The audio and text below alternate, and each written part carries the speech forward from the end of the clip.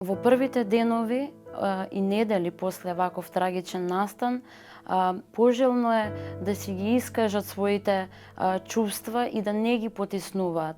Дали е тоа тага, болка, бес, лутина, сето тоа треба да се искаже. Многу е битно и да не се изолираат, да не остануваат сами, туку да бидат во присуство на семејството, пријателите, соседите или било кој кој што во моментот може да ги сослуша или барем да биде до нив, да знаат дека не се сами.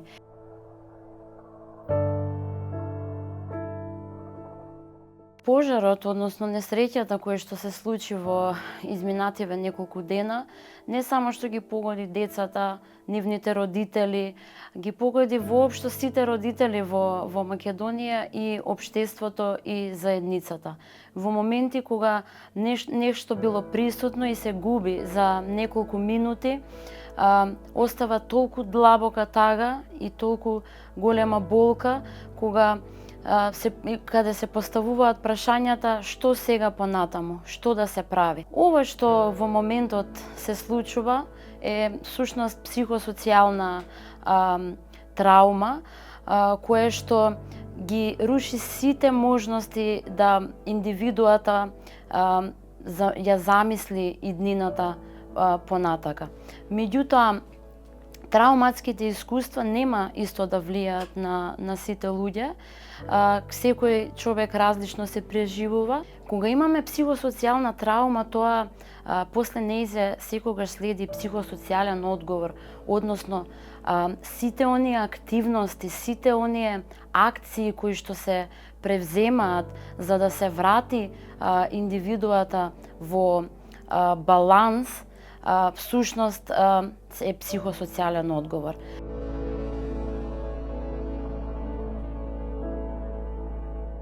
Првата психолошка помош е всушност дел од тој психосоцијален одговор или помош и таа е многу битна. Зошто? Затоа што во прв момент ја намалува вознемиреноста кај поединецот, и кај неговите блиски, а понатаму ја намалува и намалува можноста од развивање на анксиозност, депресија, PTSD, понатаму им дозволува на луѓето да се чувствуваат разбрани, им се дава и поддршка на некој начин, а од друга страна им се дозволува и да ги извентилираат или да ги канализираат тие чувства кои што во моментот ги чувствуваат. Принципите кои што се на првата психолошка помош се гледај, слушај, поврзи. Прво, да препознаеме кој има потреба од помош, затоа што не секој во моментот бара и сака помош. И затоа е многу битно да препознаеме и да не притискаме да му пружиме помош.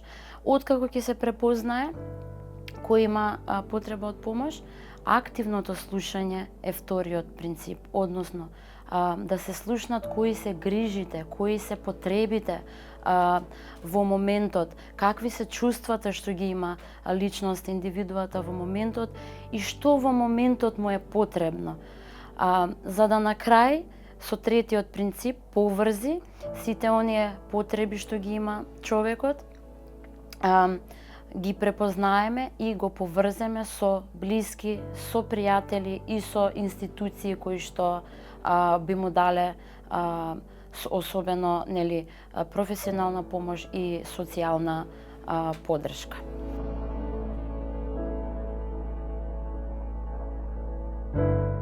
Оно што после неколку месеци е очекувано да се случи е развој на депресија, анксиозност, посттравматско стресно растројство, така да доколку се почувствуваат раздразливи, доколку им се навраќаат слики или моменти од трагичниот настан, доколку имаат нарушен сон, неможност да одржуваат релации или пак други соматски симптоми, да пожелно е да побараат и стручна помош од психолог, психотерапевт, па и психијатар.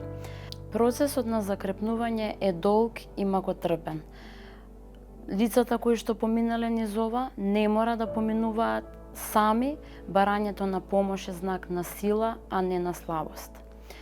За крај би апелирала до медиумите да не ги вознемируваат директно засегнатите нивните семејства особено, иако преносот на информации е битен, меѓутоа да им се дозволи на овие луѓе да